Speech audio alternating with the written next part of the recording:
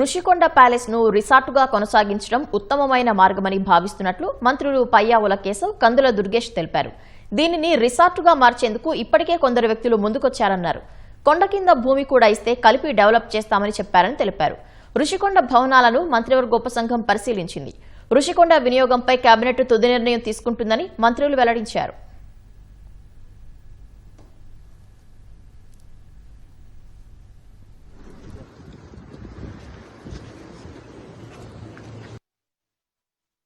రాష్ట్ర ప్రజలందరినీ ఒపీనియన్ కూడా మనం సేకరించాం.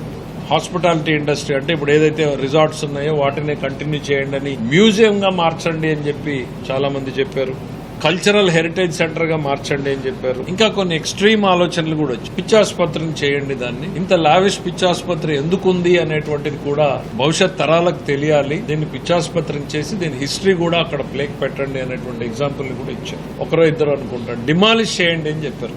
ఎందుకంటే ఇది ప్రజలకు నష్టం జరిగినా సరే ఇట్లాంటివి భవిష్యత్ తరాలు క్షమించవు అనేటువంటి ఒక మెసేజ్ ఉండాలి అని అంటే డిమాలిష్ చేయండి. ప్రాపర్టీని మెయింటైన్ చేయడానికి కూడా మీకు చాలా కాస్ట్లీ అవుతుంది. జస్ట్ మినిమం స్వీపింగ్ మినిమం చేస్తా ఉంటేనే ఇప్పుడు 25 lakhs వచ్చింది. ఇంకా దాన్ని రన్ చేసి ఆ ఎయిర్ కండిషనర్లు అవి అని అంటే probably it will go to 1.5 crore. మనకు మాక్సిమం వచ్చినటువంటి 2-3 ఒపీనియన్స్ లో తీసుకున్నప్పుడు మనం better it was a resort, it should continue as a resort అనేటువంటి opinion is a better thing అనేటువంటిది ఒకటి అనిపించింది. కొంతమంది ముందుకు వచ్చారు, మాకు దీంతో పాటు ఆ కింద ల్యాండ్ ఇవ్వండి, ఇంకోటి ఇవ్వండి, ఇస్తే మేము దాన్ని కలిపేదో చేసుకుంటాం అనేటువంటిది. రేపు ఎవరికి ఇచ్చినా కూడా ప్రైవేట్ యాక్సెస్ అనేటువంటిది కూడా ప్రజల సందర్శనార్థం కూడా ఉంచాలి. అవసరమైతే దాంట్లో ఒక బ్లాక్ ని కల్చరల్ బ్లాక్ కింద మార్చడమా, హెరిటేజ్ బ్లాక్ కింద మార్చడమా, ఏదో ఒకటి ఒక సెంటర్ పెట్టి యాక్సెస్ టు ది పబ్లిక్ కూడా కంటిన్యూ అయ్యేలాగా చేయాలి అనేటువంటి దాన్ని తీసుకుని ఎక్స్ప్రెషన్ ఆఫ్ ఇంట్రెస్ట్ పిలిచి ఒక 10 days or 12 days or 15 days time ఇచ్చి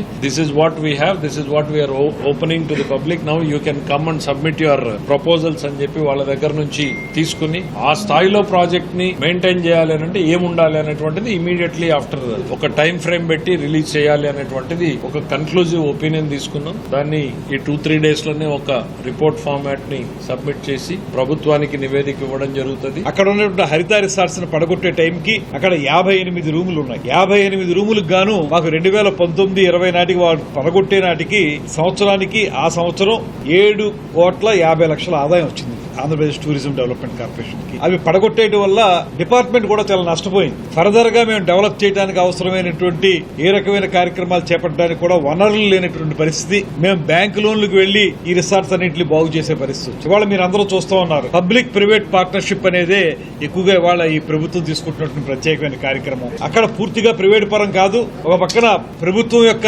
భాగస్వామ్యం ఉంటుంది, దాంతో పాటు ప్రైవేట్ వ్యక్తుల్ని ఎవరైతే బాగా ఆర్గనైజ్ చేయగలరో, మెయింటైన్ చేయగలరో వారిని ఇన్వైట్ చేసి వారి పెట్టుబడులు పెట్టించి వారి ద్వారా ఆ ప్రాంతాన్ని అభివృద్ధి చేయాలనేటువంటి ఆలోచన. అందువల్ల ఇవాళ మేము పబ్లిక్ ప్రైవేట్ పార్ట్నర్షిప్ కోసమే ఎక్స్ప్రెషన్ ఆఫ్ ఇంట్రెస్ట్ కి పిలుస్తున్నాం.